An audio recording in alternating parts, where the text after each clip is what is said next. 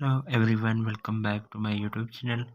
Another useful and informative video which is about how to fix keyboard click sound not working on iPhone after iOS 17 update. So how to fix this issue? First of all, I will request to my all friends, please subscribe and share my YouTube channel. So press then bell icon for more latest video. So do not waste any time. First of all, fix this issue. So you have first solution, you have open the setting and then you have click on sound optics.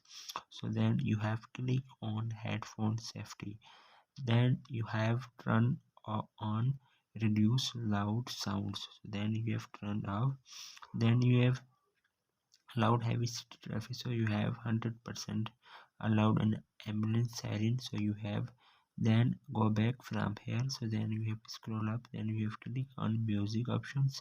So then you have click on EQ, then you have open and then you have select the late night, then go back and then your problem will be fixed and 100% working on your iPhone.